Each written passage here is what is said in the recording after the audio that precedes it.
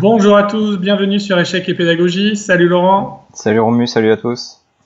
Ok, une tactique du jour, comme d'habitude, pour vous mettre en forme et bien commencer la journée. Donc c'est une position tirée de la partie entre les grands maîtres Mikhail Marin et Inkioff avec les Noirs, jouée en 1989. C'est une position qui découle d'une ouverture, parce que là on voit directement qu'il n'y a pas eu beaucoup de coups joués, donc c'est une ouverture de Nimzowitsch, je vais y arriver.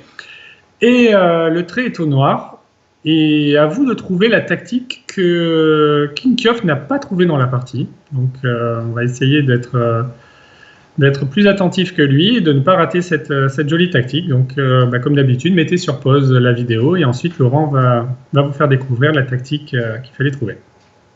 Alors, la tactique qu'il fallait trouver et qu'Inkioff donc n'a pas trouvé et que Jarac non plus n'a pas trouvé. Un autre grand maître a eu cette position. C'était une partie Neverov-Jarac en 2002 cette fois-ci.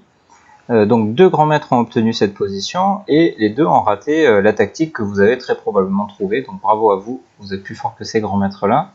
Alors, dans cette situation, comme tu l'as dit Romu, on est à la sortie de l'ouverture, où on va bientôt sortir de l'ouverture. C'est une Nimzo, on reconnaît la structure de pion caractéristique. Qu'est-ce qu'on peut remarquer? Il y a des placements de cavaliers notamment un petit peu particuliers.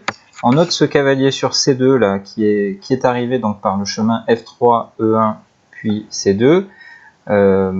Bon, ce cavalier ne semble pas avoir un avenir très très brillant.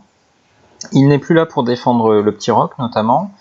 Et donc, bon, un petit peu surpris par le positionnement de ce cavalier. Et on pourrait dire la même chose du cavalier G5, mais cette fois-ci c'est une surprise plutôt agréable parce qu'il est agressivement posté. On voit notamment qu'il travaille de concert avec le fou B7 pour taper sur le pion F3.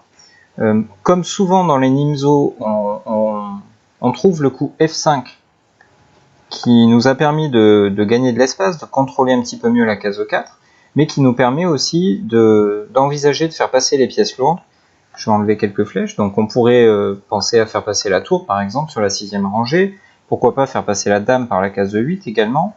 Bref, les noirs très clairement penche en direction de l'aile roi, et ce qu'il fallait avoir à l'esprit, c'est que même s'ils n'ont pas fini leur développement, on voit encore le cavalier B8 et la tour A8 qui n'ont pas bougé, malgré cette non-finition du développement, les noirs ont d'ores et déjà un coup gagnant à leur disposition, en profitant notamment du cavalier C2 dont j'ai parlé, mais aussi de l'embouteillage généralisé avec le fou en C1, la tour A1, qui sont un petit peu bloqués par cette structure de pion caractéristique, qui peut être amenée à évoluer, mais qui pour l'instant gêne énormément l'activité des pièces blanches. Donc le coup qu'il fallait avoir trouvé, on va arrêter le suspense, c'est le coup fou prend F3. Donc Romu, c'est un coup thématique dans le sens où on casse le roc de l'adversaire, mais comment est-ce qu'on peut expliquer le fait que de forts grands maîtres n'y aient pas pensé? En fait, si je pense au cours de la partie, on leur avait tapé sur l'épaule en leur disant il y a une tactique dans cette position, je pense qu'ils auraient trouvé fou prend F3 assez facilement. Le truc, c'est que certainement, tu l'as dit, on est au sortir de l'ouverture et on n'a pas encore fini le développement. Et je pense que le défaut qu'ont eu Inkioff et Jarac dans leur réflexion, c'est qu'ils n'ont pas eu de signal d'alerte.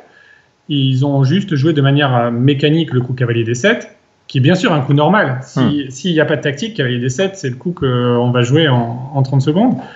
Mais donc le but, c'est pas de les incriminer, bien évidemment. On aurait certainement nous aussi raté fou prend F3.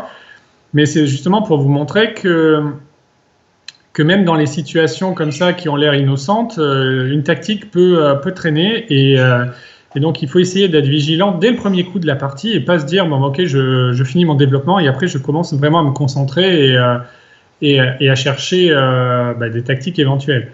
Parce que s'il y a un placement de pièces un peu suspect chez l'adversaire, ce qui est un peu le cas ici avec, tu l'as dit, le cavalier C2 notamment qui s'est éloigné du roi, Une tactique peut apparaître. Et voilà. Mais encore faut-il être alerté par le fait qu'elle existe.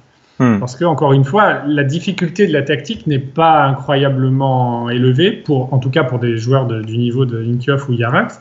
Et si on leur avait dit trouve la tactique dans cette position, c'est sûr qu'ils auraient trouvé fou prend F3. C'est clair. Alors regardons maintenant ce qui se passe sur ce fameux fou prend F3.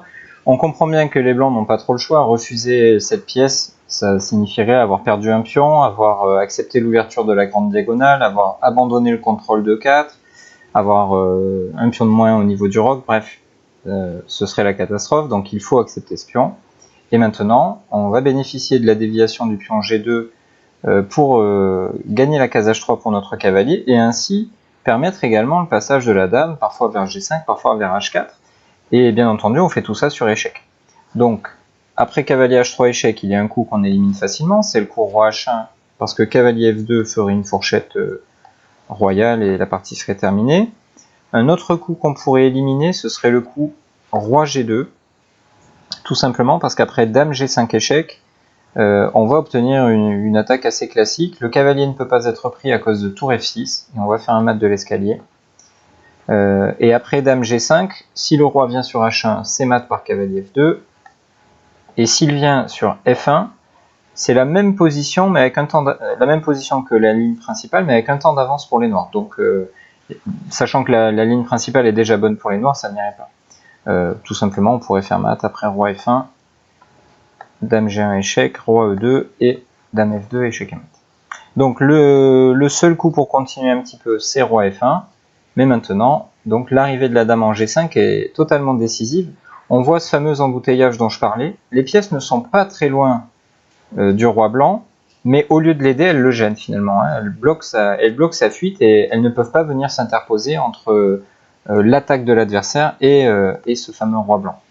Donc après dame G5, si vous demandez à un ordinateur quelle est la moins mauvaise des défenses, il va vous répondre que c'est dame D2, mais c'est quand même perdant, tout simplement parce que même si le roi se faufile, il ne va pas très loin, il ne va pas suffisamment loin, on va dire, et arrivé sur D1, on va avoir le coup cavalier F2 échec, le roi est obligé de revenir sur E2, et on a au minimum le gain de la dame par cavalier E4, on fait un échec à la découverte, on fait un échec à la découverte, on ramasse la dame, et bien entendu c'est terminé. Donc une très jolie tactique ratée à 2 reprises dans la pratique de forts grands maîtres. Ce sont des gens bien au-delà de 2500 Elo. C'est quand même étonnant, mais tu nous as bien expliqué comment ça avait pu arriver.